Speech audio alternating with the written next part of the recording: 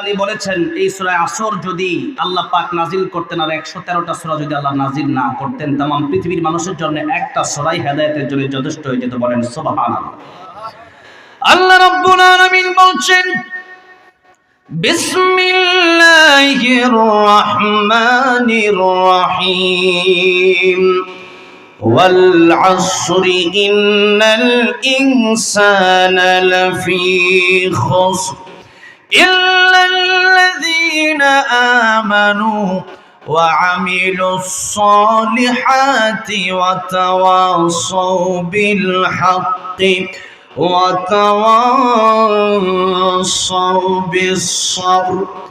আল্লাহ রাব্বুল আলামিন এই সূরা নাযিল করেছেন কোরআন শরীফের সূরা অথবা আয়াত নাযিল হওয়ার কিছু কারণ থাকে, আর এটাকে বলা হয় শানে নুজুল।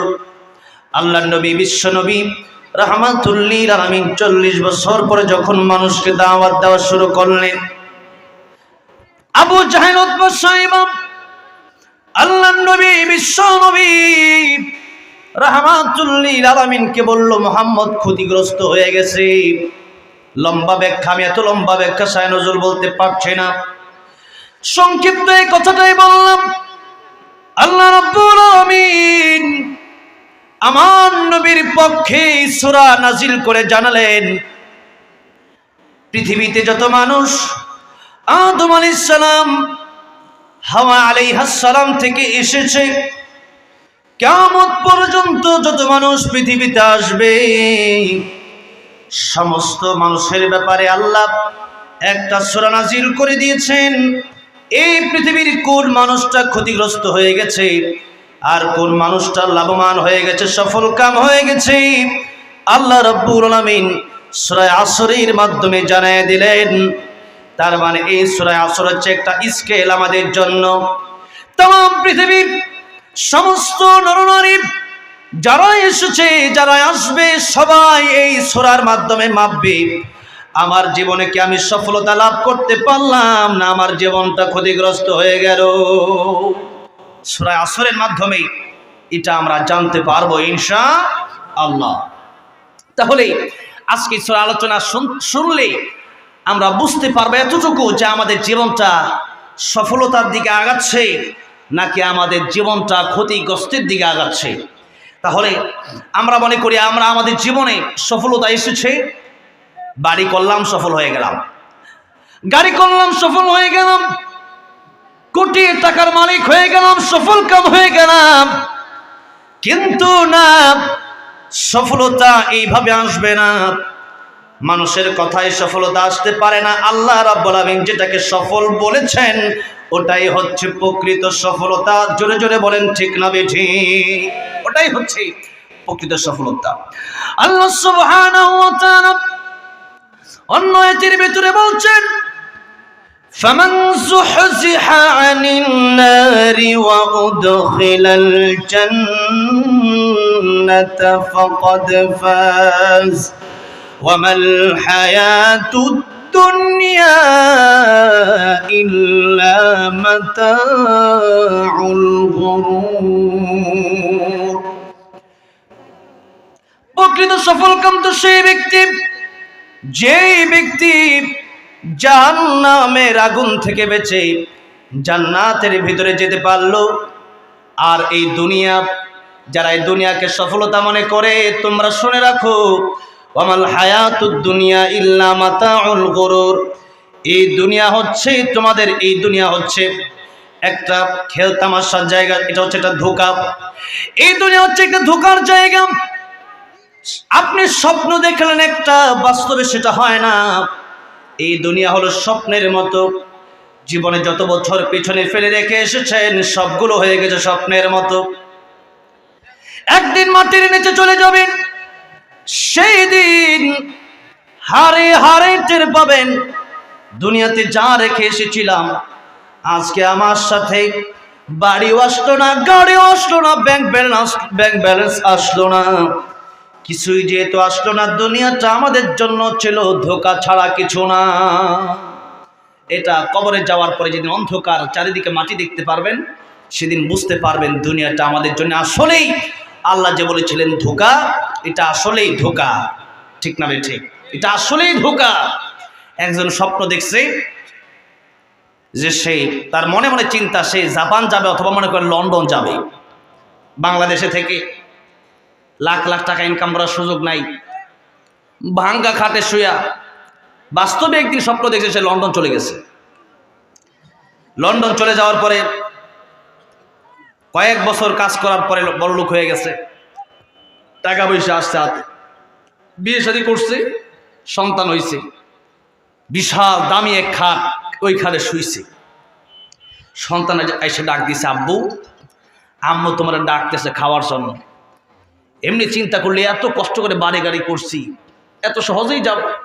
অভিমান করে বলল, কিসের খাওয়া? কিসের খাওয়া বলতেই স্বপ্ন ভেঙে গেছে। স্বপ্নে ভেঙে যাওয়ার পরে ঘুম থেকে ওইটা দেখতেছে ভাঙ্গা খাটের উপরে শুয়ে রয়েছে। কি এরকম স্বপ্ন মাঝে মধ্যে হয় না? দেখতেছে অনেক টাকার মালিক হয়ে গেছে, এরপরে দেখতেছে ভাঙ্গা খাটের মধ্যে শুয়ে রয়েছে। তো এরকম স্বপ্ন দেখলো, দেখার পরে বাস্তবে উঠে দেখলো, আহারে কি ধমক দিলাম, বাস্তবে তো টাকা কামানোর কথা, ভাঙ্গা খাটে আমি নিজেই শুয়ে রয়েছি। ঠিক তেমনি ভাই এই দুনিয়াতে টাকা পয়সা কামাচ্ছেন, অনেক কিছু করতেছেন, যেদিন কবরে চলে যাবেন, চক্ষু যেদিন বন্ধ হয়ে যাবে, সেদিন চিন্তা করবেন, সেদিন দেখবেন যা করছেন স্বপ্নের মতো সব শেষ হয়ে গেল। স্বপ্ন দেখলে যেমন ভাঙ্গা খাটি, এরকম কবরে যাওয়ার পরে দেখবেন সব বাড়ি গেলে সব তো তাদের জন্য দেখে আসলাম, আমার জন্য কিছু নিয়ে আসলাম না, আমল তো নিয়ে আসলাম না।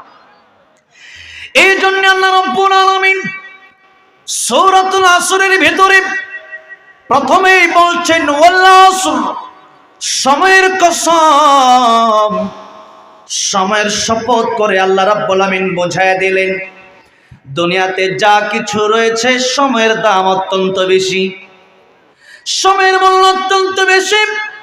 বরফ যেমন করে গলে যায়, তোমাদের জীবনের সময় ঠিক তেমনি ভাবে গলে যাচ্ছে। কিন্তু মানুষ এই সময়ের মূল্য দিতে জানে না। আজকে সময় দিল আল্লাহ, কিন্তু সেই সময়কে আমরা মানুষের জন্য ব্যয় করে দিলাম। 24 ঘন্টা চলে যায়, দিন চলে যায়, সপ্তাহ চলে যায়, মাস চলে যায়, বছর চলে যায়, আল্লাহর জন্য একটা ঘন্টা সময় দিতে পারি না। আমার আল্লাহকে আল্লাহ বলে একবার দৈনিক ডাক দিতে পারি না। প্রতিদিন মানুষের জন্য কত সময় ব্যয় করলাম, কত সময় দিলাম স্ত্রীকে, কত সময় দিলাম সন্তানকে, কত সময় দিলাম বাড়িতে, কত সময় দিলাম চাকরিতে। এই সময়টা কে আমার দিল, সে আল্লাহরে আমি চিনলাম না। সে আল্লাহরে চিনে 5 ওয়াক্ত নামাজটা পড়তে পারলাম না। আমার আল্লাহ রব্বুল আলামিন মুয়াজ্জিন দিয়া ডাক দেওয়ায়, হাইয়া আলাস সালাহ, হাইয়া আলাল ফালাহ, নামাজের দিকে আসো, কল্যাণের দিকে আসো। কিন্তু নামাজের দিকে আমরা আসি না, কল্যাণের দিকে আমরা আসি না। এই দুনিয়া, এই ধোঁকার ঘরে বসি আমরা শুধু ধোঁকা খাচ্ছি, নামাজের ঘরে আমরা মসজিদে যাই না। এই জন্য আল্লাহর নবী বিশ্ব নবী রাহমাতুল লিল আলামিন বলেন, ইগতানিম খামসান ক্বাবলা খামসিন শাবাবাকা ক্বাবলা হারামি। 5টা সময় আসার আগে তোমরা 5টা সময়কে গনিমত মনে করো, মূল্য দাও।